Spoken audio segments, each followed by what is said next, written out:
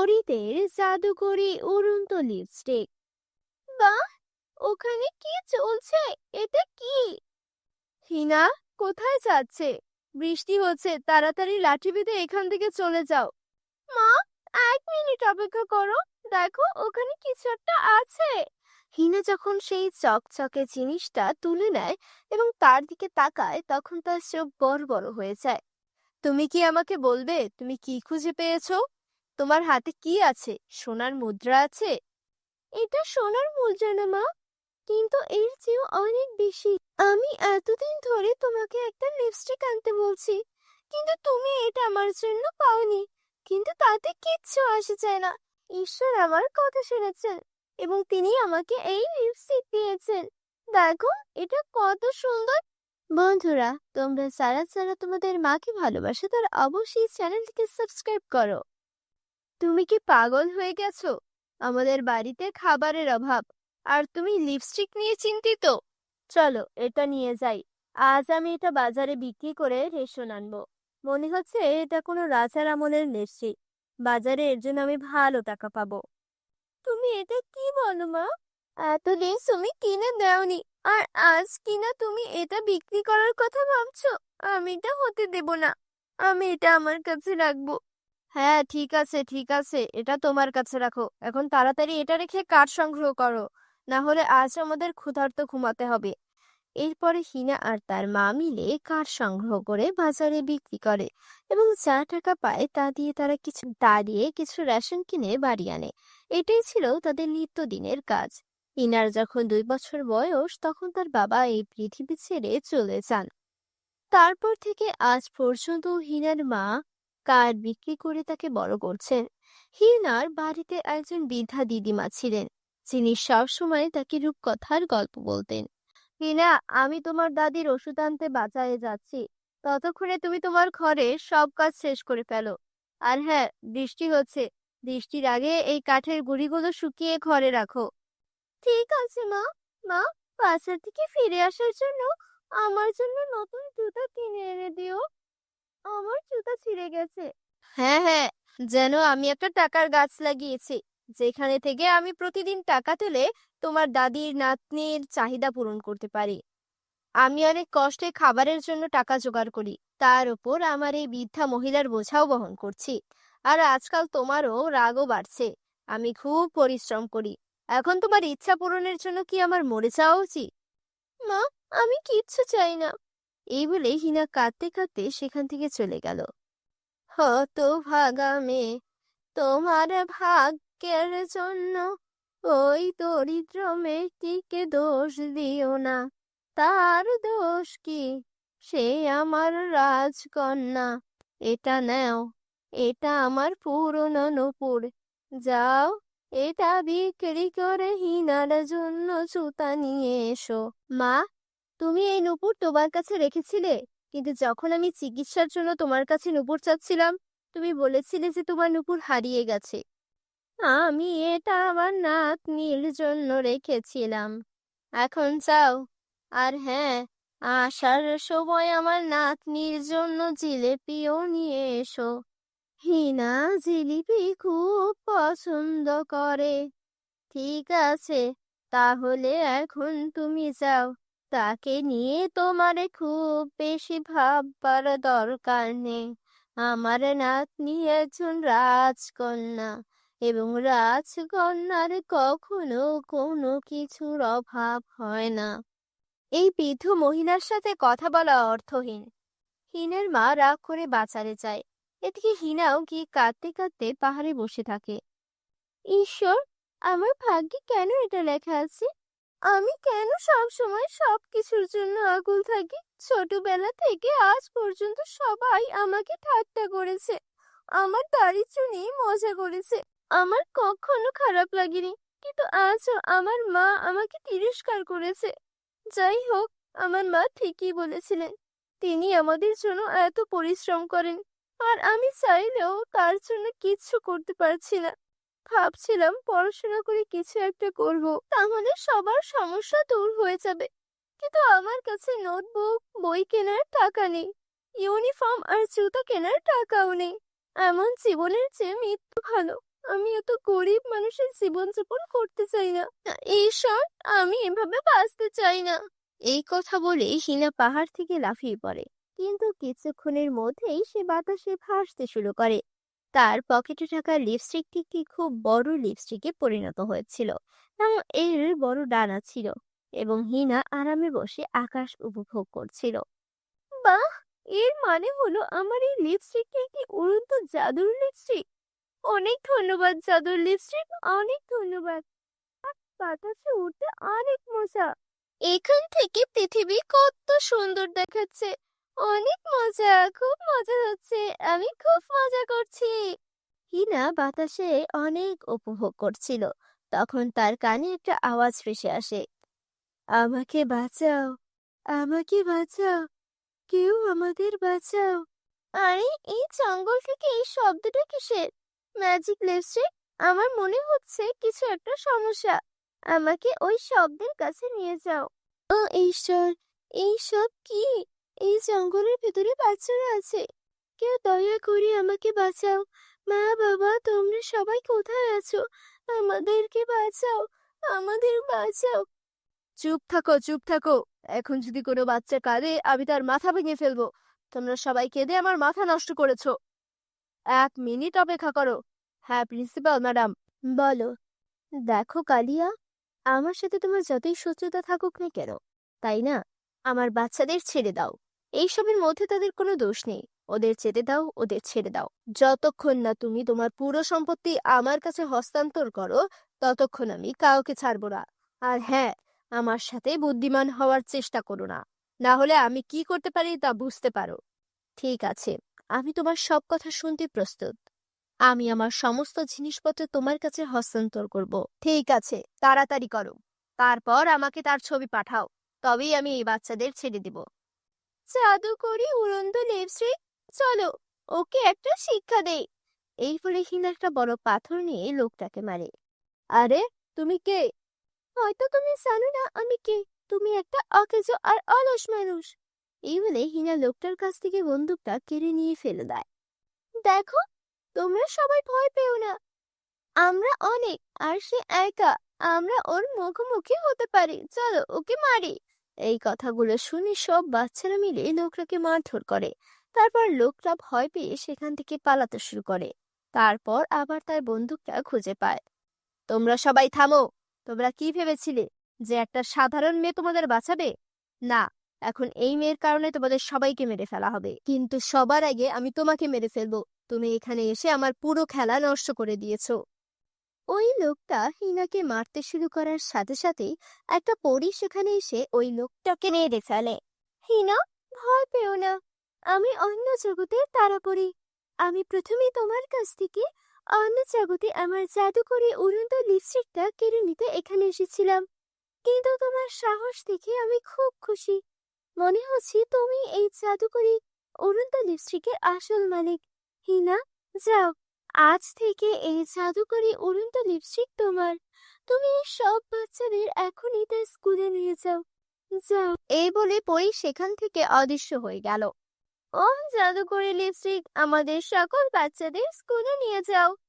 বাচ্চারা, তোমরা সবাই ভালো আছো তো? হ্যাঁ ম্যাডাম, আমরা সবাই ভালো আছি। আরে, এই মেয়েটির কারণে এটা সম্ভব হয়েছে। হিনার কারণে।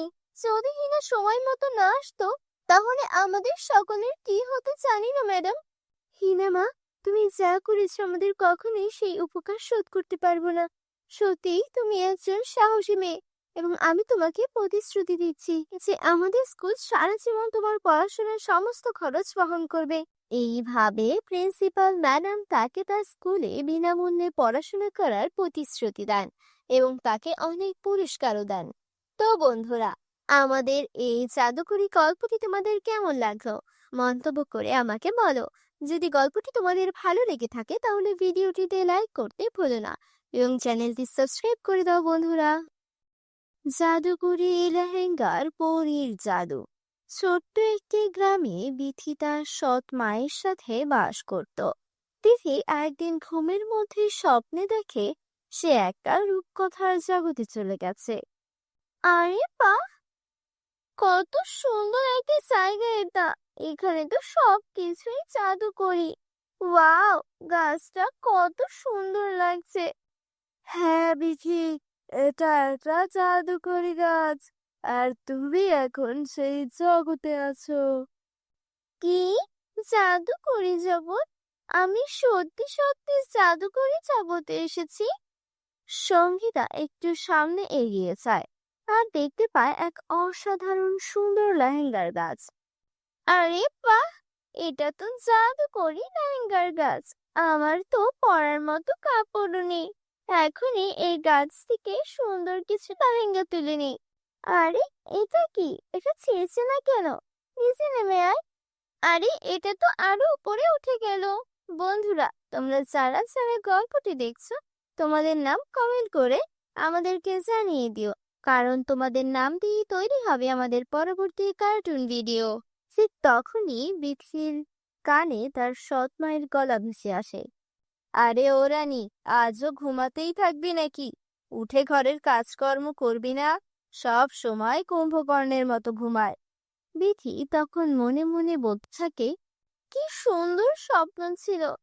ইস, যদি আমি এই জাদুকরি লেহেঙ্গাগুলো নিজের হাতে ছুঁতে পারতাম। উঠবি না নাকি? এভাবেই পাগলের মতো হাসতে থাকবি? গতকালের মার খেয়েও ভুলে গেছিস নাকি? না মা, যাচ্ছি এখনই। এই বলে বিথি নিজের কাছে লেগে যায়।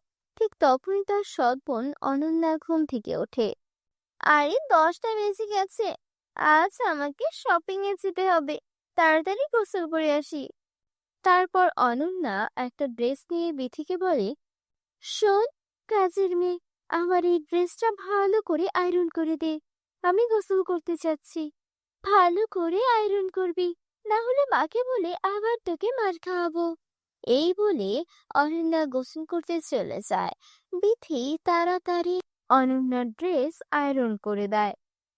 বন্ধুরা, তোমরা যারা যারা গল্পটি দেখছো, তোমাদের নাম কমেন্ট করে জানিয়ে দিও, কারণ তোমাদের নাম দিয়ে তৈরি হবে আমাদের পরবর্তী কার্টুন ভিডিও। আরে বাহ, অনন্যা, এই ড্রেসটা কত সুন্দর। এই ড্রেসটা পরে একেবারে পরীদের মতো লাগবে অনন্যাকে। ইস, আমি যদি এমন একটা সুন্দর ড্রেস পরতে পারতাম। তখনই সেখানে অনন্যা এসে হাজির হয়। তোর কানে কিছু ঢুকছে না? কবে থেকে তোর কাছে এই ড্রেসটা চাইছি। আরে হ্যাঁ অনন্যা, এই নাও তোমার ড্রেস। আরে, তুই এটা কি করেছিস? তুই আমার সবচেয়ে প্রিয় ড্রেসটা পরিয়ে দিয়েছিস। আমি তোকে ছাড়বো না। মা, ও মা, মা দেখো এই বিধি কি করেছে। আরে কি হয়েছে? আবার কি করলো এই অভাগিনী? মা, দেখো না, ও আমার সবচেয়ে দামি ড্রেসটা পরিয়ে দিয়েছে। কি রে অভাগী, আমার মেয়ের ড্রেসটা পুড়িয়ে দিয়েছিস কেন? মা, আমায় কিছুই জানানি।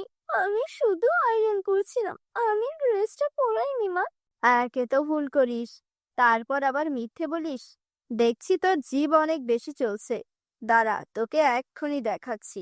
এই বলে সৎ মা দামিনী বিথিকে খুব মারতে থাকে। মা, ও এমনিতেই ঠিক হবে না। যদি ওকে এখনই না তাড়ানো হয়, ভবিষ্যতে আরো বিপদ করবে। ওকে বাড়ি থেকে বের করে দাও। তুই একদম ঠিক বলেছিস, এই মেয়ে কোনো কাছেই আসে না, শুধু খেয়ে খেয়ে যাচ্ছে। চল বের হ আমার বাড়ি থেকে। মা, মা, দয়া করে আমাকে মাফ করে দিন। এই পৃথিবীতে আপনাদের ছাড়া আমার আর কেউ নেই। আমি কোথায় যাব? মা, আপনি যা বলবেন আমি তাই করব। আমাকে বের করে দিবেন না প্লিজ। মা, ওর কথায় বিশ্বাস করো না, না হলে আবারও এই ভুল করবে। ঠিক আছে, আমি তোকে এক শর্তে এই বাড়িতে থাকতে দেব। তুই বাইরে গিয়ে কাজ করবি, আর নিজের উপার্জনের টাকায় আমার মেয়ের জন্য একদম সেই রকম ড্রেস কিনে আনবি। তখনই তোকে এই বাড়িতে আশ্রয় দেব। আমি এখন কোথায় যাব? কিন্তু আমি বুঝতে পারছি না, ড্রেসটা আমি পরাইনি। আমি নিজ হাতে ওটা আয়রন করেছিলাম, আর ওটা হঠাৎ করে পরে গেল কিভাবে? এখন আমি সেই রকম আরেকটা ড্রেস কোথায় থেকে আনবো? বিথি সারাদিন কাজ খুঁজেও এখানে ওখানে ঘুরে বেড়ায়, কোথাও কাজ পায় না। এক দোকানের সামনে কি বলে, মালকিন, আপনার দোকানে কোনো ছোটখাটো কাজ হবে? না, এখানে কোনো কাজ নেই, কে জানে কাজের অজুহাতে দোকান থেকে কিছু চুরি করে পালিয়ে যাবে নাকি। তোর চেহারা তো ঠিক ভিখারিনীর মতো, চল এখান থেকে। সবার কাছ থেকে বিথি অপমানিত হয়। এভাবেই সন্ধ্যা নেমে আসে, আর ক্লান্ত হয়ে সে মাটিতে বসে পড়ে। তীব্র ক্ষুধায় তার পেট কাঁপছে। ক্ষুধার জন্য মনে হচ্ছে পেটের মধ্যে ইঁদুর দৌড়াচ্ছে। আমার তো 1 টাকাও নেই, এখন আমি কি করব? ঠিক তখনই তার কানে মন্দিরের ঘন্টার শব্দ আসে। লাখ লাখ ধন্যবাদ ভগবান, তুমি আমার খাবারের ব্যবস্থা করেছো। তারপর বিথি মন্দিরীকে কিছু প্রসাদ নেয়, আর ওই গাছের নিচে বসেই খেতে শুরু করে। সে প্রথম লোকমাটি মুখে তুলতেই যাচ্ছিল, তখনই এক বৃদ্ধ ভিখারিনী এসে বলে, মেয়ে, আমি অনেক দিন ধরে কিচ্ছু খাইনি, আমি খুব ক্ষুধার্ত, একটু খেতে দে মা, তোর দোয়া লাগবে, আমাকে সাহায্য কর মা। মা, এই নে, এই খাবার আপনি খান। বেঁচে থাক মা, ভগবান যেন তোমার সব সময় সাহায্য করে। এই বলে বৃদ্ধা চলে যায়। দেখি মন খারাপ করে হাঁটতে শুরু করে। তখন সে দেখতে পায় এক হরিণী তার আশেপাশে লাফাচ্ছে। আমার কেন যেন মনে হচ্ছে হরিণীটা যেন আমাকে কিছু বলতে চাইছে। প্রিয় হরিণী, শান্ত হও, বলো আমি কিভাবে তোমার সাহায্য করতে পারি। এ শুনে হরিণী চড়ে যেতে শুরু করে। ও, বুঝেছি, তুমি আমাকে কোথাও নিয়ে যেতে চাইছো। ঠিক আছে, আমি প্রস্তুত, চলো। বন্ধুরা, তোমরা যারা যারা গল্পটি দেখছো, তোমাদের নাম কমেন্ট বক্সে কমেন্ট করে জানাও, কারণ তোমাদের নাম দিয়ে তৈরি হবে আমাদের পরবর্তী কার্টুন ভিডিও। হরিণী তাকে এক আশ্চর্য গাছের কাছে নিয়ে যায়। গাছটি থেকে এক আশ্চর্য রোশনি বের হতে থাকে। দেখতে দেখতে সেই গাছটি জাদুকরি রাহেঙ্গার গাছে রূপান্তরিত হয়, আর হরিণটি এক সুন্দর পরীতে রূপ নেয়। গল্পে না বিধি, তুমি এবার স্বপ্ন দেখছো না, এটা বাস্তব। কি? আমার স্বপ্নের জাদুকরি লেহেঙ্গা, এটা সত্যি কিভাবে হতে পারে? হ্যাঁ বিধি, যারা সৎ ও ভালো মন নিয়ে স্বপ্ন দেখে, তাদের স্বপ্ন একদিন সত্যি হয়। তুমি সব সময় অন্যদের সাহায্য করেছো, আর যারা অন্যকে সাহায্য করে, তাদের সাহায্য করতেই আমরা কোনো না কোনো রূপে ফিরে আসি। বিধি, জাদুকরি কাজটা অদৃশ্য হওয়ার আগে তুমি তোমার জন্য একটি সুন্দর লেহেঙ্গা নিয়ে নাও। কিন্তু পরি, আমি এই লেহেঙ্গা নিতে পারি না। আমার বোন অনন্যার জন্য ঠিক এমনই একটা লেহেঙ্গা দরকার।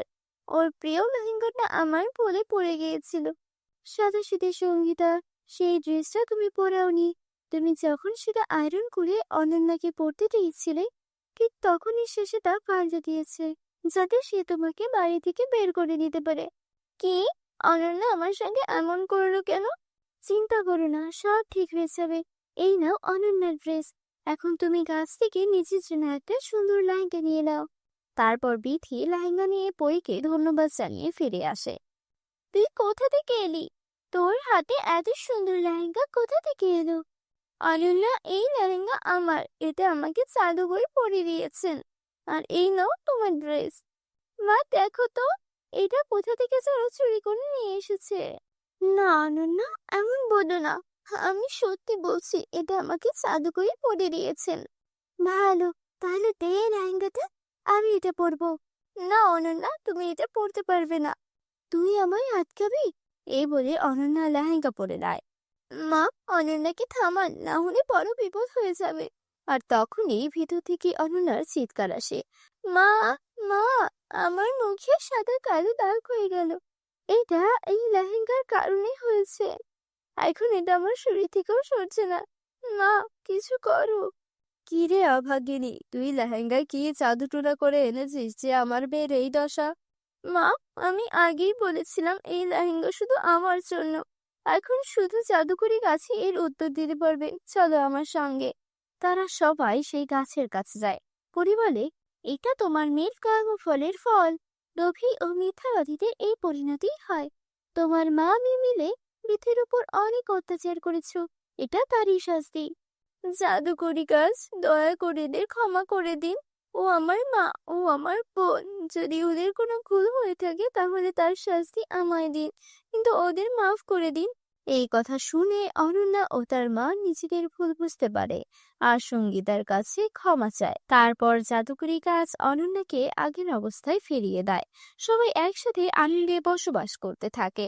বন্ধুরা, তোমরা যারা যারা গল্পটি দেখেছো তোমাদের নাম কমেন্ট বক্সে কমেন্ট করে জানাও, কারণ তোমাদের নাম দিয়ে তৈরি হবে আমাদের পরবর্তী কার্টুন ভিডিও।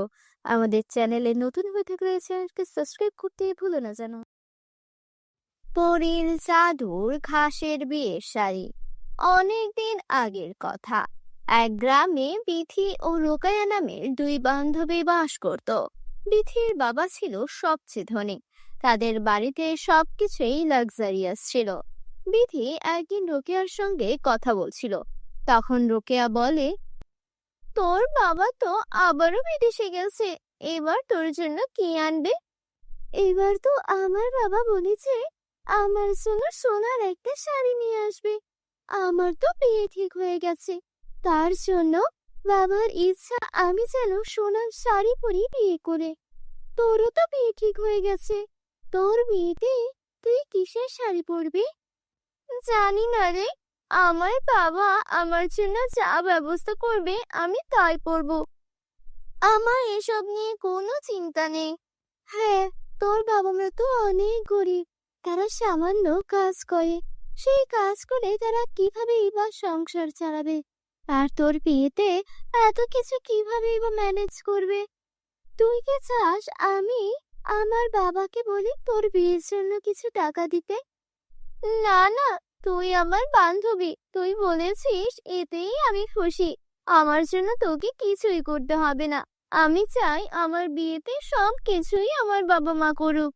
আচ্ছা ঠিক আছে, তুই তো কখনোই আমার কাছ থেকে কিছু চাসনি। আমি তোর একমাত্র বান্ধবী, তুই তারপরও কেন লজ্জা পাস বলতো? দেখ, তুই অনেক ধনী পরিবারের মেয়ে, তারপরও তুই আমার সঙ্গে বন্ধুত্ব করেছিস, এতেই আমি অনেক খুশি। এর বেশি আমার জন্য তুই আর কি করবি? আমার মতো একটা গরিব মেয়ের সঙ্গে এমন একটা ধনী পরিবারের মেয়ের বন্ধুত্ব আছে, এটাই তো অনেক। আরে রোকেয়া, তুই এভাবে কেন বলছিস? তোর মনে আছে আগেরবার যখন আমি নদীতে পড়ে গিয়েছিলাম, তুই তোর প্রাণের পরোয়া না করে আমাকে বাঁচিয়েছিলি? সেই থেকেই তো আমরা ভালো বন্ধু। তুই আমার প্রাণ বাঁচিয়েছিলি, তোর কাছে যে আমি চিরঋণী। আরে ওটা তো আমার দায়িত্ব ছিল। বন্ধু হয়ে বন্ধুর জন্য এতটুকু করব না, এটা কি হতে পারে? বন্ধুরা, তোমরা যারা যারা গল্পটি দেখছো তোমাদের নাম কমেন্টে লিখে জানাও। আমরা নেক্সট গল্প তোমাদের নাম দিয়ে বানাবো। দেখতে দেখতে বিয়ের সময় চলে এলো। বিথির জন্য সোনার শাড়ি, সোনার গহনা, সোনার জুতা, সবকিছুই সোনার ছিল। এমনকি রিসেপশনের সবকিছু সোনা দিয়ে মোড়ানো ছিল। বিথি সবকিছু পরে ওকে একদম সোনার কোনো রাজকন্যা মনে হচ্ছিল। বিয়ের সবকিছু অনেক জাঁকজমকপূর্ণ ছিল। এই সব কিছু দেখে রোকেয়ার চোখে পানি চলে এলো। বিথির জীবনে কত আনন্দ! ও এত দামি দামি শাড়ি, দামি গহনা আর কত লাক্সারিয়াস লাইফ লিড করে। আর আমি জানিও না যে আমার বিয়েতে আমার বাবা মা আমার জন্য একটা শাড়ির ব্যবস্থা করতে পারবেন কিনা। আমি আমার বন্ধু বান্ধবদেরও আমার বিয়েতে দাওয়াত পর্যন্ত দিতে পারবো কিনা সেটাও জানি না। বিথির বিয়ের পর ও বিদায় নিল। এদিকে রোকেয়ার বিয়ের জন্য ওর বাবা মা ব্যবস্থা করছিল। রোকেয়া মা, এদিকে একটু আয় তো দেখি। হ্যাঁ মা, বলো। তোর জন্য তোর বাবা যে পাত্র দেখেছে আর তোকে পছন্দ হয়েছে, আর আমাদেরও তাকে পছন্দ হয়েছে। ছেলেটা একটা কৃষক, এতে তোর আপত্তি নেই তো? তোর বান্ধবীর বিয়ে তো কত ধনী ব্যবসায়ীর সঙ্গে হয়েছে, কিন্তু আমরা তো গরিব, তোকে তো চাইলেও কোনো ধনী ছেলের সঙ্গে বিয়ে দিতে পারবো না রে। তাই এই কৃষক ছেলেটার সঙ্গেই তোর বিয়ের ব্যবস্থা করেছি মা। এটা নিয়ে তোর মনে কোনো কষ্ট নেই তো? আমার বাবা একজন কৃষক, আমার মা সামান্য গৃহিণী। আমার বিয়ে কি আর ধনী পরিবারে হবে? এইসব নিয়ে আমার কোনো রাগ নেই মা। আমার ভবিষ্যৎ আমার ছেলে যা আছে তাই হবে। আমার বিয়ের জন্য আমি কি শাড়ি পরবো মা, সেটা কি ঠিক করেছো? হ্যাঁ, সেটা নিয়েই চিন্তা করছি রে। আমাদের কাছে তো একদমই টাকা পয়সা নেই, তাই ভাবছিলাম দেখি কোনো পুরনো কাপড় চোপড় যদি কারো কাছ থেকে পাই, সেখান থেকে একটা বিয়ের শাড়ি নিয়ে আসবো। মা, আমার বিয়ের দিন আমাকে পুরনো বিয়ের শাড়ি পরতে হবে? এর চেয়ে কষ্টের আর কি আছে? আমরা এত গরিব কেন মা? আমাদের এই কষ্ট কবে শেষ হবে? তোর যখন এতই খারাপ লাগে তোর বান্ধবীর কাছ থেকে কিছু টাকা তো নিতে পারিস, সেটা দিয়েই না হয় তোকে শাড়ি কিনে দিলাম। মা, ও আমার বান্ধবী হতে পারে, কিন্তু আমারও একটা আত্মসম্মান আছে। নিজের বিয়ের শাড়িটাও যদি বান্ধবীর টাকা নিয়ে কিনতে হয়, তাহলে আমার লজ্জায় মরে যাওয়া উচিত। আমি গরিব হতে পারি, কিন্তু আমার আত্মসম্মান অনেক বেশি। তুমি এসব বুঝবে না। এসব বলে মন খারাপ করে কান্না করতে করতে রোকেয়া নদীর দিকে চলে যায়। হঠাৎ করে নদীর পাশে কিছু সুন্দর ঘাস দেখতে পেল। আরে, এই ঘাসগুলো তো অনেক মজবুত। এগুলো আগে কেন চোখে পড়েনি? সূর্যের আলোতে কেমন ঝিলমিল করছে। এগুলো দিয়ে যদি আমার বিয়ের জন্য একটি শাড়ি বানাই, তাহলে তো আমি আমার বিয়েতে এই শাড়িটাই পরতে পারি। সেটাই বরং করে। আর কৃষককে বিয়ে করছি, আমার এমন ঘাসের শাড়ি পরাটাকেই মানাবে। তারপর রোকেয়া সেখান থেকে ঘাসগুলো কাটতে শুরু করে। বেশ লম্বা লম্বা আর মজবুত ঘাস হওয়ায় সেগুলো দিয়ে রোকেয়া শাড়ি বানাতে শুরু করে। কি পাগলামি করছিস রোকেয়া? বিয়েতে কেউ ঘাসের শাড়ি পরে? পুরোনো শাড়ি পরার চেয়ে ঘাসের শাড়ি পরা অনেক ভালো। আমি তো আমার বিয়েতে ঘাসের শাড়ি পরবো। তোমাদের এসব নিয়ে চিন্তা করতে হবে না। আমার কাজ আমাকে করতে দাও। তারপর টানা 7 দিন সেই ঘাসগুলো দিয়ে রোকেয়া ওর জন্য একটা ঘাসের শাড়ি তৈরি করে। আরে বাহ, ঘাসের শাড়িগুলো তো অনেক সুন্দর লাগছে। এই শাড়িগুলো তো আমি বিক্রিও করতে পারবো বানিয়ে বানিয়ে। কত সুন্দর শাড়ি! আমি বরং এখানে কিছু তাজা ফুল লাগিয়ে দিই, তাহলে আরো সুন্দর লাগবে। রোকেয়া ঘাসের শাড়ির মধ্যে খুব সুন্দর সুন্দর ফুল লাগিয়ে দিল। সেটা একদম গর্জিয়াস ডিজাইনের শাড়ি লাগছিল। রোকেয়ার বিয়েতে ওর কিছু বন্ধু বান্ধবকে দাওয়াত দিয়েছিল, আর সবকিছুই সাধারণ ছিল। না ওর কোনো সোনার গহনা ছিল, না কোনো ভারী কোনো সাজসজ্জা। রোকেয়া ঘাসের শাড়িটা পরে আয়নার সামনে গিয়ে দাঁড়ালো। আমাকে দেখতে খুব একটা ভালো লাগছে না। ভাবছি বিধি বিয়ের দিন সোনার শাড়ি পরেছিল, কিন্তু আমি না হয় ঘাসের শাড়ি পরলাম। এতে আর এমন কি? বিধি আমাকে দেখলে নিশ্চয়ই বলবে আমাকে অনেক সুন্দর লাগছে। ইস, আমিও যদি আজকে সোনার গহনা পরতে পারতাম, গলা ভর্তি কান ভর্তি, তাহলে আমাকেও হয়তো অনেক সুন্দর লাগতো। ঘাসের শাড়ির সঙ্গে সোনার গয়না, আমিও কি এসব ভুলভাল বলি? এতটুকু বলতে ওর গা ভর্তি সোনার গয়না চলে এলো। আরে, এসব কি হচ্ছে? আমি স্বপ্ন দেখছি নাকি? আমার গা ভর্তি সোনার গয়না কি করে এলো? তখনই সে ঘাসের শাড়ি থেকে আওয়াজ আসতে শুরু করলো। আমরা হলাম জাদুর ঘাস। তুমি আমাদেরকে দেখতে পেয়েছো কারণ তুমি ভালো মনের মেয়ে। আর তাই তুমি যখন এই ঘাসগুলো দিয়ে শাড়ি বানিয়েছো, এটা জাদুর ঘাসের শাড়ি হয়ে গেছে। তোমার যা যা ইচ্ছা আমাদেরকে বলো, সব কিছু হাজির হয়ে যাবে। পরিরাজ্যের জাদুর ঘাস আমরা। পরি যখন পৃথিবী দিয়ে উড়ে যাচ্ছিলেন, তখন তার ব্যাগ থেকে বীজ পড়ে আমাদের জন্ম হয়েছে। কি বলছো? আমি জাদুর ঘাসের শাড়ি বানিয়ে ফেলেছি? তাহলে আমি চাই আমাকে এখনই 10 লক্ষ টাকা দাও, যাতে আমি আমার বাবা মাকে ধনী করে দিতে পারি। এখনই দিচ্ছি। তখনই সেখানে 10 লক্ষ টাকা চলে আসে। রোকেয়া সেই টাকাগুলো নিয়ে প্রথমে বিয়েতে সব জাঁকজমকপূর্ণ অনুষ্ঠান করে। তারপর ওর বান্ধবীদেরকে খুব ভালো করে ট্রিট দেয়। আর তারপর চাদর ঘাসের শাড়ি থেকে টাকা চেয়ে নেয়, যেটা দিয়ে ওর স্বামীকে একটা ব্যবসা দাঁড় করিয়ে দেয়। রোকেয়া, তোমার কাছে তো অনেক টাকা আছে। তুমি চাইলে তো আমাকে ডিভোর্স দিয়ে একটা ধনী পরিবারের ছেলেকে বিয়ে করতেই পারতে। তুমি কেন আমাকে ব্যবসা করাচ্ছ? আমি যখন গরিব ছিলাম তখন তুমি আমাকে বিয়ে করতে রাজি হয়েছো। এখন আমি ধনী হয়েছি, আমার কাছে টাকা আছে, তাই বলে কি আমি তোমাকে ভুলে যাব? এখন আমরা একসঙ্গে ধনী হব আর সুখে জীবন যাপন করব। এভাবেই চাদর ঘাসের শাড়ির কারণে রোকেয়া সুখে শান্তিতে ওর স্বামীকে নিয়ে পরিবারকে নিয়ে আনন্দে জীবন কাটাতে থাকে। আমাদের চ্যানেলে নতুন হলে চ্যানেলকে সাবস্ক্রাইব করতে ভুলো না যেন। পরীদের জাদুকরি উড়ন্ত লিপস্টিক। বাহ, ওখানে কি চলছে? এটা কি? হিনা, কোথায় যাচ্ছে? বৃষ্টি হচ্ছে, তাড়াতাড়ি লাঠি বেঁধে এখান থেকে চলে যাও।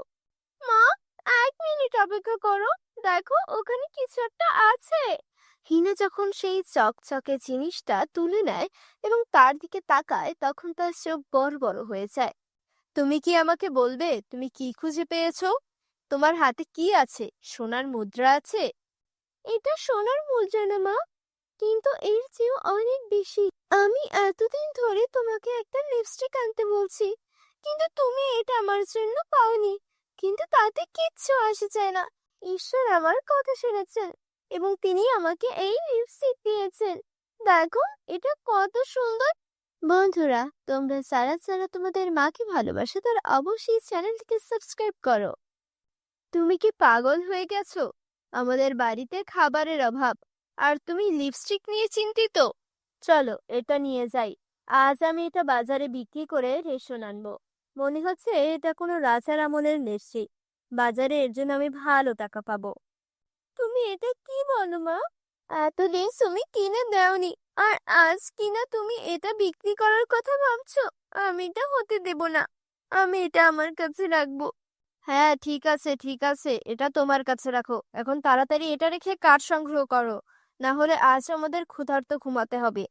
এরপরে হিনা আর তার মা মিলে কাঠ সংগ্রহ করে বাজারে বিক্রি করে এবং যা টাকা পায় তা দিয়ে কিছু রেশন কিনে বাড়ি আনে। এটাই ছিল তাদের নিত্যদিনের কাজ। হিনার যখন 2 বছর বয়স, তখন তার বাবা এই পৃথিবী ছেড়ে চলে যান। তারপর থেকে আজ পর্যন্ত হিনার মা কাঠ বিক্রি করে তাকে বড় করছেন। হিনার বাড়িতে একজন বৃদ্ধা দিদিমা ছিলেন, যিনি সবসময় তাকে রূপকথার গল্প বলতেন। হিনা, আমি তোমার দাদির ওষুধ আনতে বাজারে যাচ্ছি, ততক্ষণে তুমি তোমার ঘরে সব কাজ শেষ করে ফেলো। আর হ্যাঁ, বৃষ্টি হচ্ছে, বৃষ্টির আগে এই কাঠের গুঁড়িগুলো শুকিয়ে ঘরে রাখো। ঠিক আছে মা। মা, বাজার থেকে ফিরে আসার জন্য আমার জন্য নতুন জুতা কিনে এনে দিও। আমার জুতা ছিঁড়ে গেছে। হ্যাঁ হ্যাঁ, যেন আমি একটা টাকার গাছ লাগিয়েছি, যেখানে থেকে আমি প্রতিদিন টাকা তুলে তোমার দাদির নাতনির চাহিদা পূরণ করতে পারি। আমি অনেক কষ্টে খাবারের জন্য টাকা জোগাড় করি, তার উপর আমার এই বৃদ্ধা মহিলার বোঝাও বহন করছি। আর আজকাল তোমারও রাগও বাড়ছে। আমি খুব পরিশ্রম করি। এখন তোমার ইচ্ছা পূরণের জন্য কি আমার মরে যাওয়া উচিত? মা, আমি কিচ্ছু চাই না। এই বলে হিনা কাঁদতে কাঁদতে সেখান থেকে চলে গেল। হতভাগা মেয়ে, তোমার ভাগ্যের জন্য ওই দরিদ্র মেয়েটিকে দোষ দিও না। তার দোষ কি? সে আমার রাজকন্যা। এটা নাও, এটা আমার পুরনো নূপুর। যাও, এটা বিক্রি করে হিনার জন্য জুতা নিয়ে এসো। মা, তুমি এই নূপুর তোমার কাছে রেখেছিলে, কিন্তু যখন আমি চিকিৎসার জন্য তোমার কাছে নূপুর চাচ্ছিলাম, তুমি বলেছিলে যে তোমার নূপুর হারিয়ে গেছে। আমি এটা আমার নাতনির জন্য রেখেছিলাম। এখন যাও, আর হ্যাঁ, আসার সময় আমার নাতনির জন্য জিলেপিও নিয়ে এসো। হিনা জিলিপি খুব পছন্দ করে। ঠিক আছে, তাহলে এখন তুমি যাও। তাকে নিয়ে তোমারে খুব বেশি ভাববার দরকার নেই। আমার নাতনি একজন রাজকন্যা, এবং রাজকন্যার কখনো কোনো কিছুর অভাব হয় না। এই বৃদ্ধ মহিলার সাথে কথা বলা অর্থহীন। হিনের মা রাগ করে বাজারে যায়। এদিকে হিনাও গিয়ে কাঁদতে কাঁদতে পাহাড়ে বসে থাকে। ঈশ্বর, আমার ভাগ্যে কেন এটা লেখা আছে? আমি কেন সব সময় সবকিছুর জন্য আকুল থাকি? ছোটবেলা থেকে আজ পর্যন্ত সবাই আমাকে ঠাট্টা করেছে, আমার দারিদ্র্য নিয়ে মজা করেছে। আমার কখনো খারাপ লাগেনি, কিন্তু আজও আমার মা আমাকে তিরস্কার করেছে। যাই হোক, আমার মা ঠিকই বলেছিলেন। তিনি আমাদের জন্য এত পরিশ্রম করেন, আর আমি চাইলেও তার জন্য কিচ্ছু করতে পারছি না। ভাবছিলাম পড়াশোনা করে কিছু একটা করব, তাহলে সবার সমস্যা দূর হয়ে যাবে। কিন্তু আমার কাছে নোটবুক, বই কেনার টাকা নেই, ইউনিফর্ম আর জুতা কেনার টাকাও নেই। এমন জীবনের চেয়ে মৃত্যু ভালো। আমি এত গরিব মানুষের জীবনযাপন করতে চাই না। ঈশ্বর, আমি এভাবে বাঁচতে চাই না। এই কথা বলে হিনা পাহাড় থেকে লাফিয়ে পড়ে, কিন্তু কিছুক্ষণের মধ্যেই সে বাতাসে ভাসতে শুরু করে। তার পকেটে থাকা লিপস্টিকটি খুব বড় লিপস্টিকে পরিণত হয়েছিল এবং এর বড় ডানা ছিল, এবং হিনা আরামে বসে আকাশ উপভোগ করছিল। বাহ! এর মানে হলো আমার এই লিপস্টিকটা একটি উড়ন্ত জাদুর লিপস্টিক। অনেক ধন্যবাদ জাদুর লিপস্টিক, অনেক ধন্যবাদ। বাতাসে উঠতে অনেক মজা। এখান থেকে পৃথিবী কত সুন্দর দেখাচ্ছে। অনেক মজা, খুব মজা হচ্ছে। আমি খুব মজা করছি।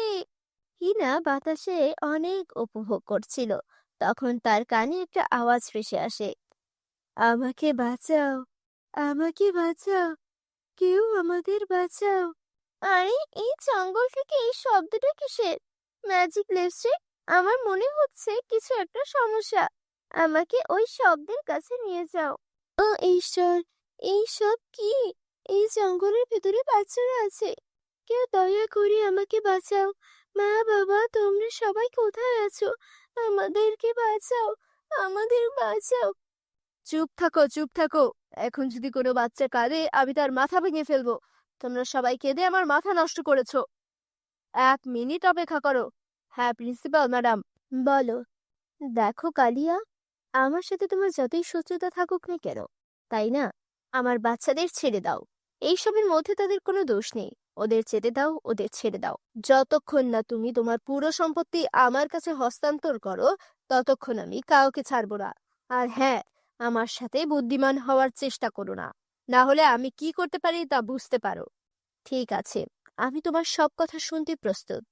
আমি আমার সমস্ত জিনিসপত্র তোমার কাছে হস্তান্তর করব। ঠিক আছে, তাড়াতাড়ি করো। তারপর আমাকে তার ছবি পাঠাও, তবেই আমি এই বাচ্চাদের ছেড়ে দিব। জাদুকরি উড়ন্ত লিপস্টিক, চলো ওকে একটা শিক্ষা দেই। এই বলে হিনা একটা বড় পাথর নিয়ে লোকটাকে মারে। আরে তুমি কে? হয়তো তুমি জানো না আমি কে। তুমি একটা অকেজো আর অলস মানুষ। এই বলে হিনা লোকটার কাছ থেকে বন্দুকটা কেড়ে নিয়ে ফেলে দেয়। দেখো, তোমরা সবাই ভয় পেও না। আমরা অনেক, আর সে একা।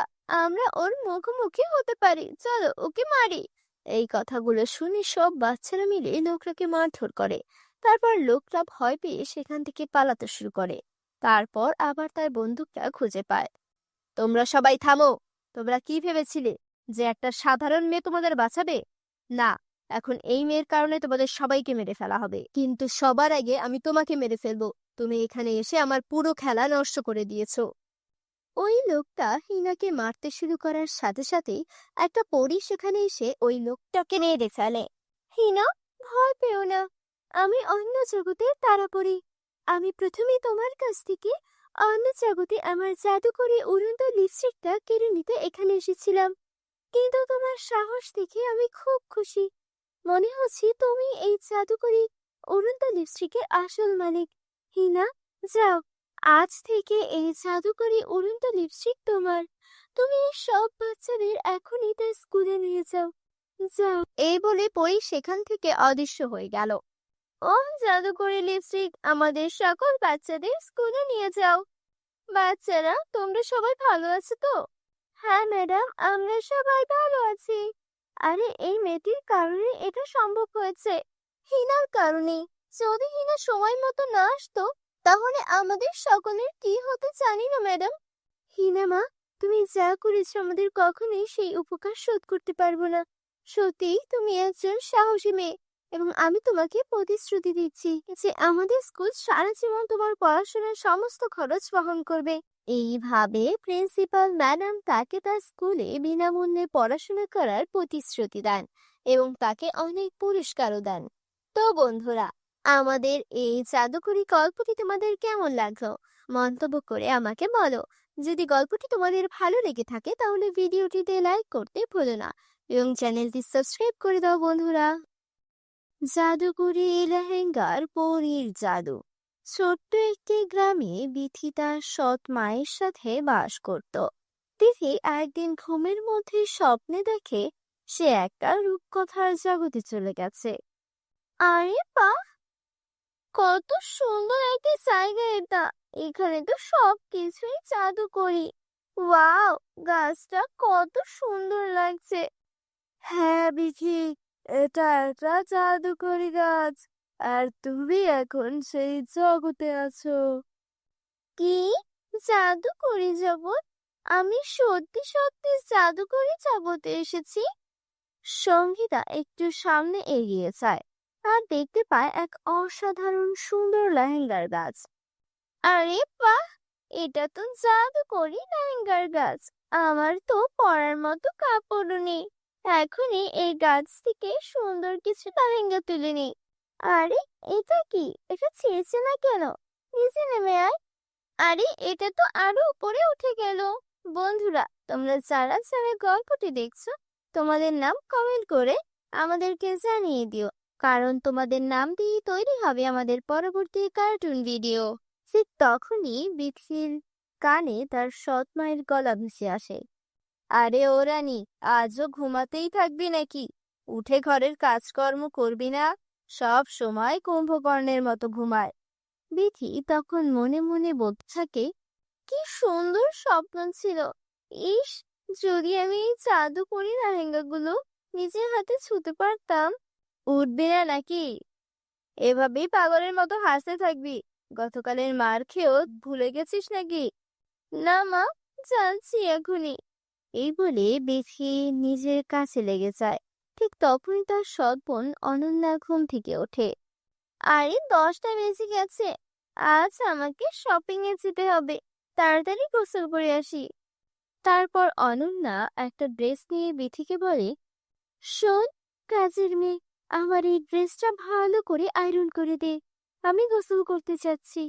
ভালো করে আয়রন করবি, না হলে মাকে বলে আবার তোকে মার খাওয়াবো। এই বলে অনন্যা গোসল করতে চলে যায়। বিথি তাড়াতাড়ি অনন্যার ড্রেস আয়রন করে দেয়।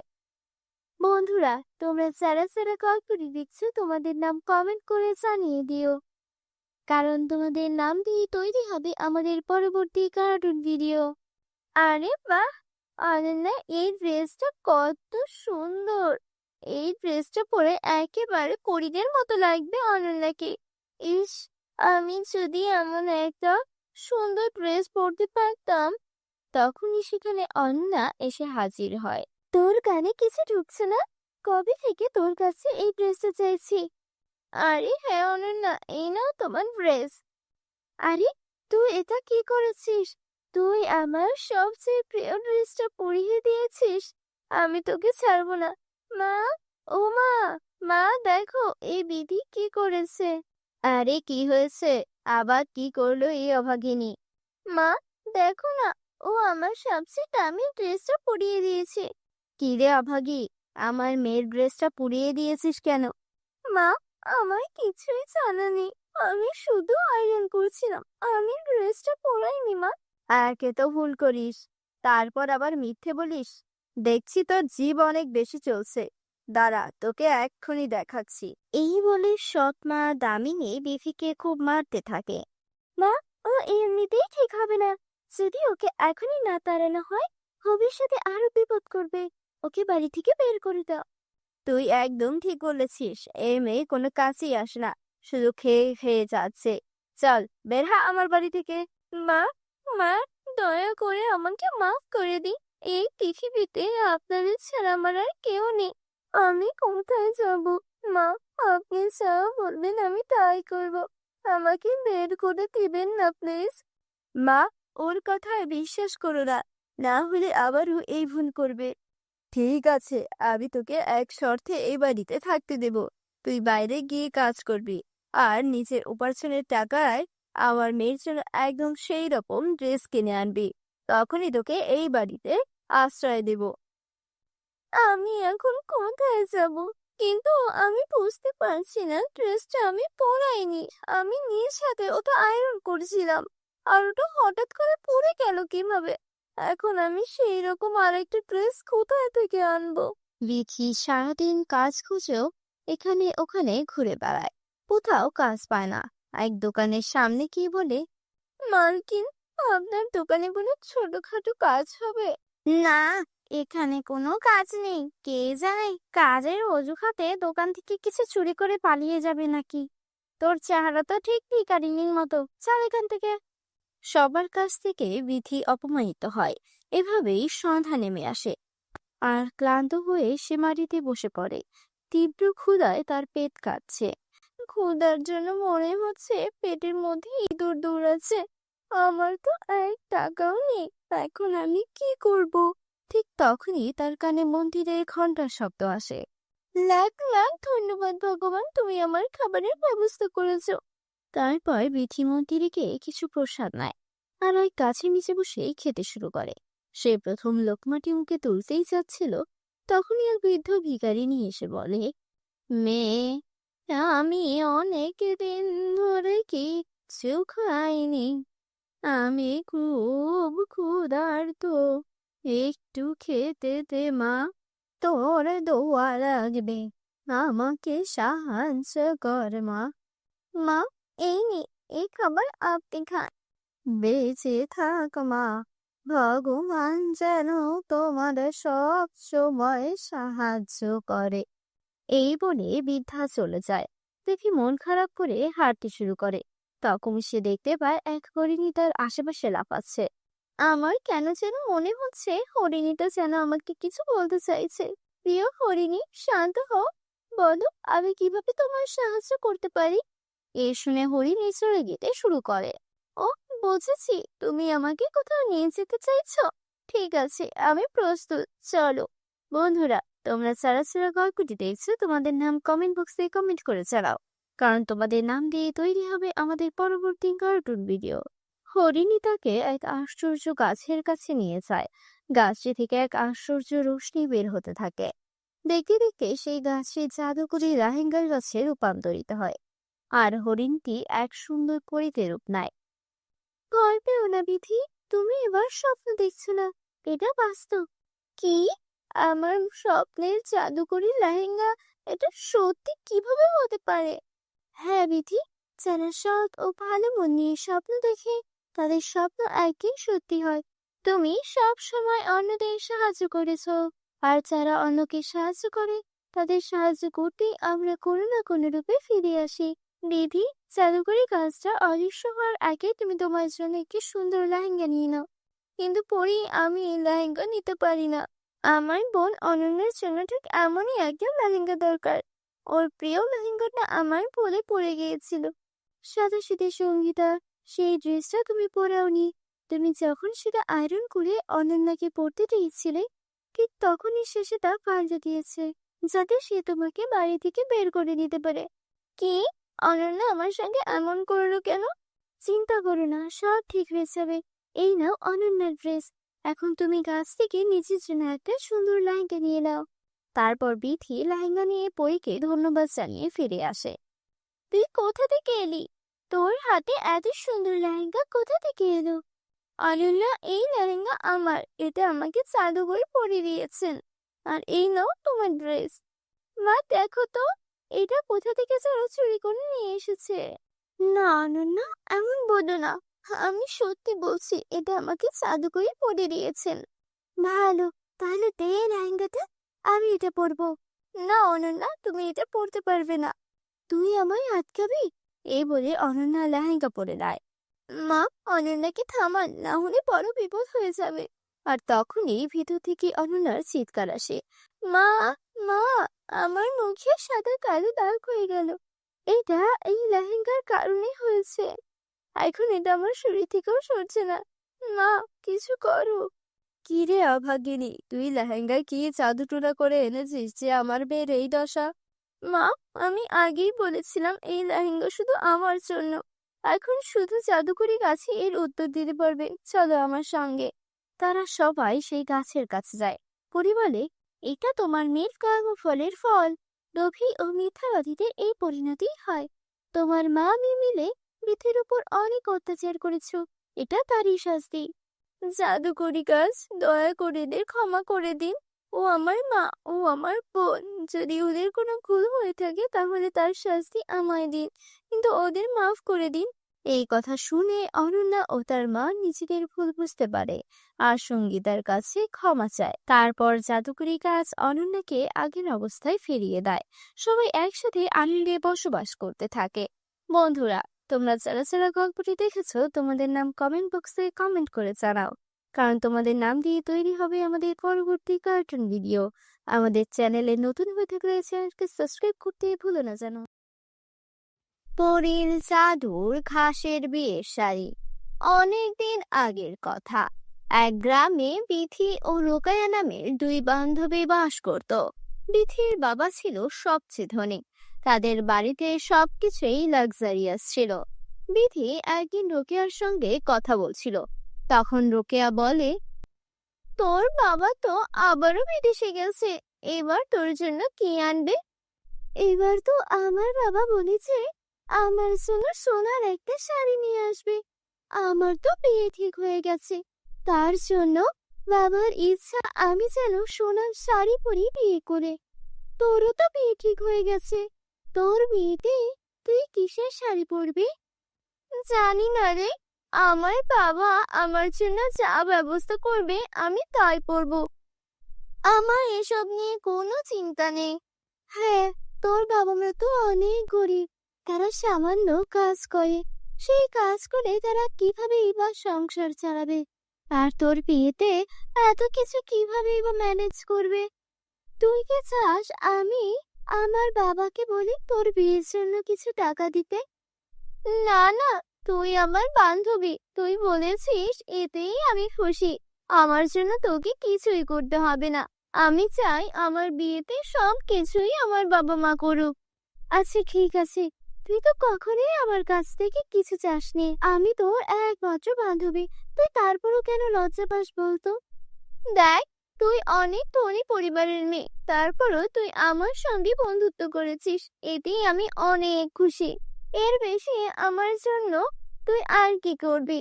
আমার মতো একটা গরিব মেয়ের সঙ্গে এমন একটা ধনী পরিবারের মেয়ের বন্ধুত্ব আছে, এটাই তো অনেক। আরে রোকেয়া, তুই এভাবে কেন বলছিস? তোর মনে আছে আগের বার যখন আমি নদীতে পড়ে গিয়েছিলাম, তুই তোর প্রাণের পরোয়া না করে আমাকে বাঁচিয়েছিলি? সেই থেকেই তো আমরা ভালো বন্ধু। তুই আমার প্রাণ বাঁচিয়েছিলি, তোর কাছে যে আমি চিরঋণী। আরে ওটা তো আমার দায়িত্ব ছিল। বন্ধু হয়ে বন্ধুর জন্য এতটুকু করব না, এটা কি হতে পারে? বন্ধুরা, তোমরা যারা যারা গল্পটি দেখছো তোমাদের নাম কমেন্টে লিখে জানাও। আমরা নেক্সট গল্প তোমাদের নাম দিয়ে বানাবো। দেখতে দেখতে বিয়ের সময় চলে এলো। বিথির জন্য সোনার শাড়ি, সোনার গহনা, সোনার জুতা, সবকিছুই সোনার ছিল। এমনকি রিসেপশনের সবকিছু সোনা দিয়ে মোড়ানো ছিল। বিথি সবকিছু পরে ওকে একদম সোনার কোনো রাজকন্যা মনে হচ্ছিল। বিয়ের সবকিছু অনেক জাঁকজমকপূর্ণ ছিল। এই সব কিছু দেখে রোকেয়ার চোখে পানি চলে এলো। বিথির জীবনে কত আনন্দ! ও এত দামি দামি শাড়ি, দামি গহনা আর কত লাক্সারিয়াস লাইফ লিড করে। আর আমি জানিও না যে আমার বিয়েতে আমার বাবা মা আমার জন্য একটা শাড়ির ব্যবস্থা করতে পারবেন কিনা। আমি আমার বন্ধু বান্ধবদেরও আমার বিয়েতে দাওয়াত পর্যন্ত দিতে পারবো কিনা সেটাও জানি না। বিথির বিয়ের পর ও বিদায় নিল। এদিকে রোকেয়ার বিয়ের জন্য ওর বাবা মা ব্যবস্থা করছিল। রোকেয়া মা, এদিকে একটু আয় তো দেখি। হ্যাঁ মা, বলো। তোর জন্য তোর বাবা যে পাত্র দেখেছে আর তোকে পছন্দ হয়েছে, আর আমাদেরও তাকে পছন্দ হয়েছে। ছেলেটা একটা কৃষক, এতে তোর আপত্তি নেই তো? তোর বান্ধবীর বিয়ে তো কত ধনী ব্যবসায়ীর সঙ্গে হয়েছে, কিন্তু আমরা তো গরিব, তোকে তো চাইলেও কোনো ধনী ছেলের সঙ্গে বিয়ে দিতে পারবো না রে। তাই এই কৃষক ছেলেটার সঙ্গেই তোর বিয়ের ব্যবস্থা করেছি মা। এটা নিয়ে তোর মনে কোনো কষ্ট নেই তো? আমার বাবা একজন কৃষক, আমার মা সামান্য গৃহিণী। আমার বিয়ে কি আর ধনী পরিবারে হবে? এইসব নিয়ে আমার কোনো রাগ নেই মা। আমার ভবিষ্যৎ আমার ছেলে যা আছে তাই হবে। আমার বিয়ের জন্য আমি কি শাড়ি পরবো মা, সেটা কি ঠিক করেছো? হ্যাঁ, সেটা নিয়েই চিন্তা করছি রে। আমাদের কাছে তো একদমই টাকা পয়সা নেই, তাই ভাবছিলাম দেখি কোনো পুরনো কাপড় চোপড় যদি কারো কাছ থেকে পাই, সেখান থেকে একটা বিয়ের শাড়ি নিয়ে আসবো। মা, আমার বিয়ের দিন আমাকে পুরনো বিয়ের শাড়ি পরতে হবে? এর যে কষ্টের আর কি আছে? আমরা এত গরিব কেন মা? আমাদের এই কষ্ট কবে শেষ হবে? তোর যখন এতই খারাপ লাগে তোর বান্ধবীর কাছ থেকে কিছু টাকা তো নিতে পারিস, সেটা দিয়েই না হয় তোকে শাড়ি কিনে দিলাম। মা, ও আমার বান্ধবী হতে পারে, কিন্তু আমারও একটা আত্মসম্মান আছে। নিজের বিয়ের শাড়িটাও যদি বান্ধবীর টাকা নিয়ে কিনতে হয়, তাহলে আমার লজ্জায় মরে যাওয়া উচিত। আমি গরিব হতে পারি, কিন্তু আমার আত্মসম্মান অনেক বেশি। তুমি এসব বুঝবে না। এসব বলে মন খারাপ করে কান্না করতে করতে রোকেয়া নদীর দিকে চলে যায়। হঠাৎ করে নদীর পাশে কিছু সুন্দর ঘাস দেখতে পেল। আরে, এই ঘাসগুলো তো অনেক মজবুত। এগুলো আগে কেন চোখে পড়েনি? সূর্যের আলোতে কেমন ঝিলমিল করছে। এইগুলো দিয়ে যদি আমার বিয়ের জন্য একটি শাড়ি বানাই, তাহলে তো আমি আমার বিয়েতে এই শাড়িটাই পরতে পারি। সেটাই বরং করে। আর কৃষককে বিয়ে করছি, আমার এমন ঘাসের শাড়ি পরাটাকেই মানাবে। তারপর রোকেয়া সেখান থেকে ঘাসগুলো কাটতে শুরু করে। বেশ লম্বা লম্বা আর মজবুত ঘাস হওয়ায় সেগুলো দিয়ে রোকেয়া শাড়ি বানাতে শুরু করে। কি পাগলামি করছিস রোকেয়া? বিয়েতে কেউ ঘাসের শাড়ি পরে? পুরোনো শাড়ি পরার চেয়ে ঘাসের শাড়ি পরা অনেক ভালো। আমি তো আমার বিয়েতে ঘাসের শাড়ি পরবো। তোমাদের এইসব নিয়ে চিন্তা করতে হবে না। আমার কাজ আমাকে করতে দাও। তারপর টানা 7 দিন সেই ঘাসগুলো দিয়ে রোকেয়া ওর জন্য একটা ঘাসের শাড়ি তৈরি করে। আরে বাহ, ঘাসের শাড়িগুলো তো অনেক সুন্দর লাগছে। এই শাড়িগুলো তো আমি বিক্রিও করতে পারবো বানিয়ে বানিয়ে। কত সুন্দর শাড়ি! আমি বরং এখানে কিছু তাজা ফুল লাগিয়ে দিই, তাহলে আরো সুন্দর লাগবে। রোকেয়া ঘাসের শাড়ির মধ্যে খুব সুন্দর সুন্দর ফুল লাগিয়ে দিল। সেটা একদম গর্জিয়াস ডিজাইনের শাড়ি লাগছিল। রোকেয়ার বিয়েতে ওর কিছু বন্ধু বান্ধবকে দাওয়াত দিয়েছিল, আর সবকিছুই সাধারণ ছিল। না ওর কোনো সোনার গহনা ছিল, না কোনো ভারী কোনো সাজসজ্জা। রোকেয়া ঘাসের শাড়িটা পরে আয়নার সামনে গিয়ে দাঁড়ালো। আমাকে দেখতে খুব একটা ভালো লাগছে না। মানছি বিধি বিয়ের দিন সোনার শাড়ি পরেছিল, কিন্তু আমি না হয় ঘাসের শাড়ি পরলাম। এতে আর এমন কি? বিধি আমাকে দেখলে নিশ্চয়ই বলবে আমাকে অনেক সুন্দর লাগছে। ইস, আমিও যদি আজকে সোনার গহনা পরতে পারতাম, গলা ভর্তি কান ভর্তি, তাহলে আমাকেও হয়তো অনেক সুন্দর লাগতো। ঘাসের শাড়ির সঙ্গে সোনার গয়না, আমিও কি এসব ভুলভাল বলি? এতটুকু বলতে ওর গা ভর্তি সোনার গয়না চলে এলো। আরে, এসব কি হচ্ছে? আমি স্বপ্ন দেখছি নাকি? আমার গা ভর্তি সোনার গয়না কি করে এলো? তখনই সে ঘাসের শাড়ি থেকে আওয়াজ আসতে শুরু করলো। আমরা হলাম জাদুর ঘাস। তুমি আমাদেরকে দেখতে পেয়েছো কারণ তুমি ভালো মনের মেয়ে। আর তাই তুমি যখন এই ঘাসগুলো দিয়ে শাড়ি বানিয়েছো, এটা জাদুর ঘাসের শাড়ি হয়ে গেছে। তোমার যা যা ইচ্ছা আমাদেরকে বলো, সব কিছু হাজির হয়ে যাবে। পরিরাজ্যের জাদুর ঘাস আমরা। পরি যখন পৃথিবী দিয়ে উড়ে যাচ্ছিলেন, তখন তার ব্যাগ থেকে বীজ পড়ে আমাদের জন্ম হয়েছে। কি বলছো? আমি জাদুর ঘাসের শাড়ি বানিয়ে ফেলেছি? তাহলে আমি চাই আমাকে এখনই 10 লক্ষ টাকা দাও, যাতে আমি আমার বাবা মাকে ধনী করে দিতে পারি। এখনই দিচ্ছি। তখনই সেখানে 10 লক্ষ টাকা চলে আসে। রোকেয়া সেই টাকাগুলো নিয়ে প্রথমে বিয়েতে সব জাঁকজমকপূর্ণ অনুষ্ঠান করে। তারপর ওর বান্ধবীদেরকে খুব ভালো করে ট্রিট দেয়। আর তারপর চাঁদের ঘাসের শাড়ি থেকে টাকা চেয়ে নেয়, যেটা দিয়ে ওর স্বামীকে একটা ব্যবসা দাঁড় করিয়ে দেয়। রোকেয়া, তোমার কাছে তো অনেক টাকা আছে। তুমি চাইলে তো আমাকে ডিভোর্স দিয়ে একটা ধনী পরিবারের ছেলেকে বিয়ে করতেই পারতে। তুমি কেন আমাকে ব্যবসা করাচ্ছ? আমি যখন গরিব ছিলাম তখন তুমি আমাকে বিয়ে করতে রাজি হয়েছো। এখন আমি ধনী হয়েছি, আমার কাছে টাকা আছে, তাই বলে কি আমি তোমাকে ভুলে যাব? এখন আমরা একসঙ্গে ধনী হব আর সুখে জীবনযাপন করব।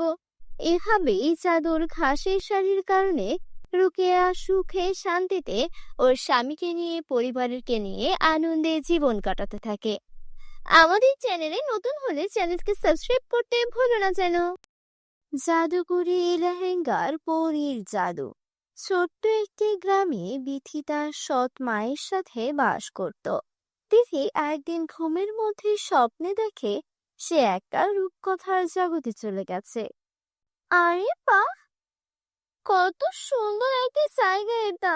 এখানে তো সবকিছুই জাদুকরি। ওয়াও, গাছটা কত সুন্দর লাগছে।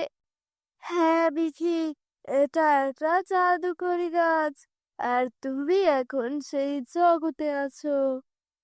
কি? জাদুকরি জগৎ? আমি সত্যি সত্যি জাদুকরি জগতে এসেছি। সঙ্গীতা একটু সামনে এগিয়ে যায় আর দেখতে পায় এক অসাধারণ সুন্দর লেহেঙ্গার গাছ। আরে বাহ, এটা তো জাদুকরি লেহেঙ্গার গাছ। আমার তো পরার মতো কাপড়ও নেই।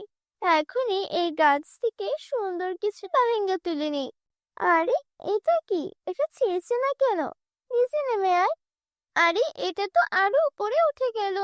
বন্ধুরা, তোমরা যারা যারা গল্পটি দেখছো, তোমাদের নাম কমেন্ট করে আমাদেরকে জানিয়ে দিও, কারণ তোমাদের নাম দিয়ে তৈরি হবে আমাদের পরবর্তী কার্টুন ভিডিও।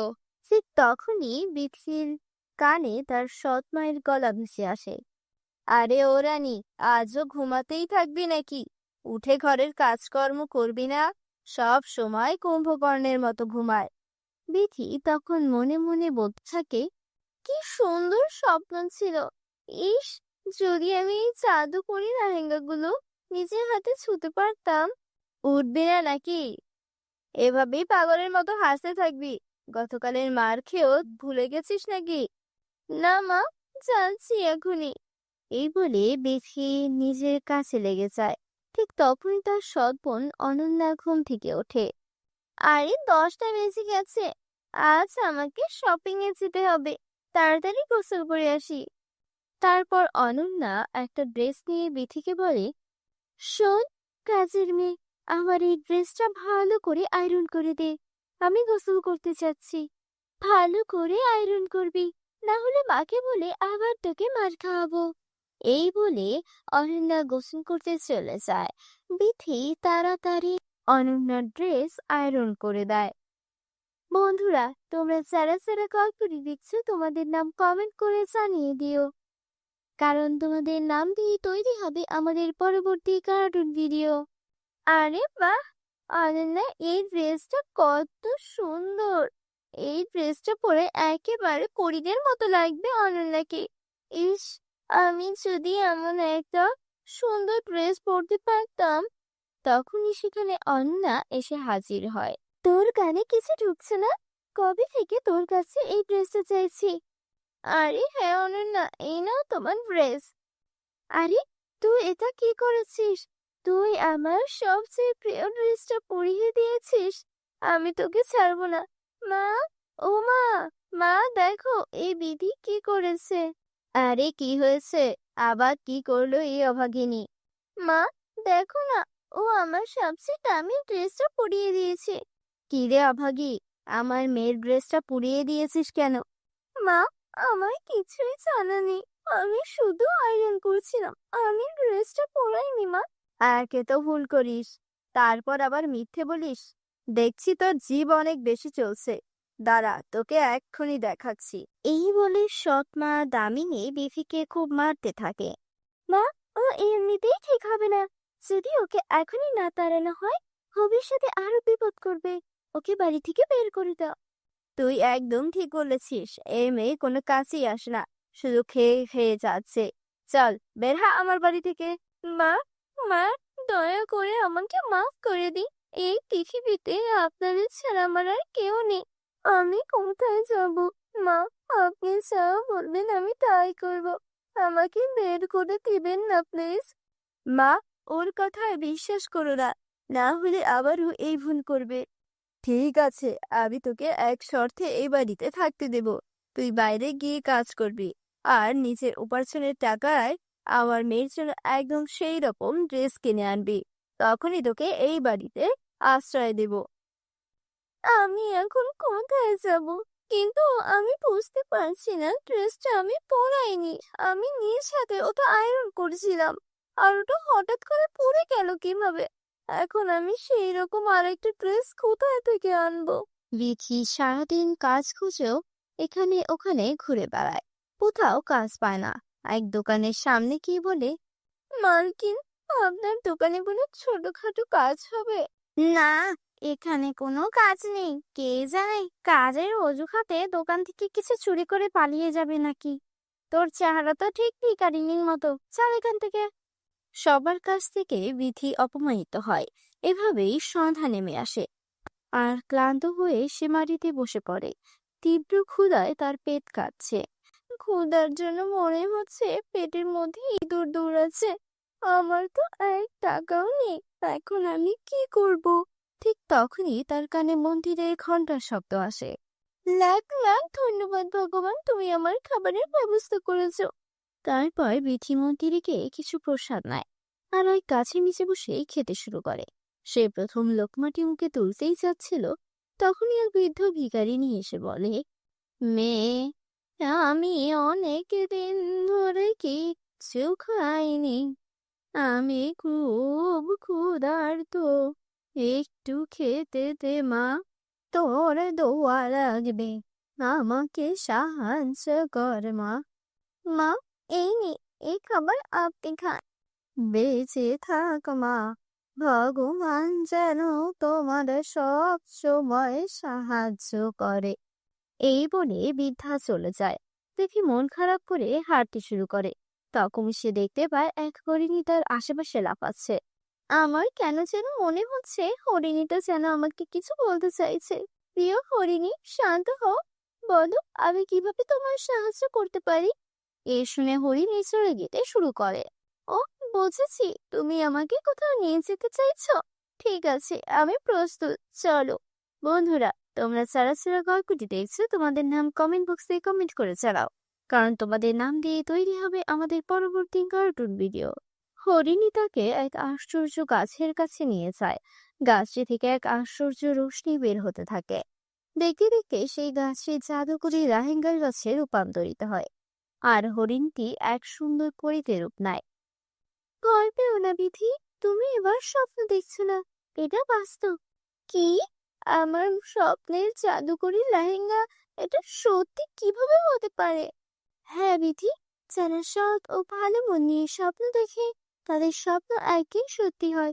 তুমি সব সময় অন্যদের সাহায্য করেছো, আর যারা অন্যকে সাহায্য করে, তাদের সাহায্য করতেই আমরা কোনো না কোনো রূপে ফিরে আসি। বিধি, জাদুকরি কাজটা অদৃশ্য হওয়ার আগে তুমি তোমার জন্য একটি সুন্দর লেহেঙ্গা নিয়ে নাও। কিন্তু পরি, আমি এই লেহেঙ্গা নিতে পারি না। আমার বোন অনন্যার জন্য ঠিক এমনই একটা লেহেঙ্গা দরকার। ওর প্রিয় লেহেঙ্গাটা আমার ভুলে পড়ে গিয়েছিল। সাদাসিধে সঙ্গীতা, সেই ড্রেসটা তুমি পরাওনি। তুমি যখন সেটা আয়রন করে অনন্যাকে পরতে দিয়েছিলে, ঠিক তখনই সে সেটা পাল্টে দিয়েছে, যাতে সে তোমাকে বাড়ি থেকে বের করে দিতে পারে। কি? অনন্যা আমার সঙ্গে এমন করলো কেন? চিন্তা করো না, সব ঠিক হয়ে যাবে। এই নাও অনন্যার ড্রেস। এখন তুমি গাছ থেকে নিজের জন্য একটা সুন্দর লেহেঙ্গা নিয়ে নাও। তারপর বিথি লেহেঙ্গা নিয়ে পরীকে ধন্যবাদ জানিয়ে ফিরে আসে। তুই কোথা থেকে এলি? তোর হাতে এত সুন্দর লেহেঙ্গা কোথা থেকে এলো? অনন্যা, এই লেহেঙ্গা আমার, এটা আমাকে জাদুকর পরিয়ে দিয়েছেন। আর এই নাও তোমার ড্রেস। মা, দেখো তো, এটা কোথা থেকে যেন চুরি করে নিয়ে এসেছে। না অনন্যা, এমন বলো না, আমি সত্যি বলছি, এটা আমাকে জাদুকরই পরিয়ে দিয়েছেন। ভালো, তাহলে দে এই লেহেঙ্গাটা, আমি এটা পরবো। না অনন্যা, তুমি এটা পরতে পারবে না। তুই আমায় আটকাবি? এই বলে অনন্যা লেহেঙ্গা পরে নেয়। মা, অনন্যাকে থামান, না হলে বড় বিপদ হয়ে যাবে। আর তখনই ভিতর থেকে অনন্যার চিৎকার আসে। মা, মা, আমার মুখে সাদা কালো দাগ হয়ে গেল। এটা এই লেহেঙ্গার কারণে হয়েছে। এখন এটা আমার শরীর থেকেও সরছে না। মা, কিছু করো। কি রে অভাগিনী, তুই লেহেঙ্গায় কি জাদুটোনা করে এনেছিস যে আমার মেয়ের এই দশা? মা, আমি আগেই বলেছিলাম এই লেহেঙ্গা শুধু আমার জন্য। এখন শুধু জাদুকরি গাছে এর উত্তর দিতে পারবে, চলো আমার সঙ্গে। তারা সবাই সেই গাছের কাছে যায়। পরি বলে, এটা তোমার মেয়ের কর্মফলের ফল। লোভী ও মিথ্যাবাদীদের এই পরিণতি হয়। তোমার মা আমি মিলে পৃথিবীর উপর অনেক অত্যাচার করেছো, এটা তারই শাস্তি। জাদুকরি গাছ, দয়া করে এদের ক্ষমা করে দিন। ও আমার মা, ও আমার বোন। যদি ওদের কোনো ভুল হয়ে থাকে তাহলে তার শাস্তি আমায় দিন, কিন্তু ওদের মাফ করে দিন। এই কথা শুনে অনন্যা ও তার মা নিজেদের ভুল বুঝতে পারে আর সঙ্গীতার কাছে ক্ষমা চায়। তারপর জাদুকরি গাছ অনন্যাকে আগের অবস্থায় ফিরিয়ে দেয়। সবাই একসাথে আনন্দে বসবাস করতে থাকে। বন্ধুরা, তোমরা যারা যারা গল্পটি দেখেছো তোমাদের নাম কমেন্ট বক্সে কমেন্ট করে জানাও, কারণ তোমাদের নাম দিয়ে তৈরি হবে আমাদের পরবর্তী কার্টুন ভিডিও। আমাদের চ্যানেলে নতুন হয়ে থাকলে চ্যানেলকে সাবস্ক্রাইব করতে ভুলো না যেন।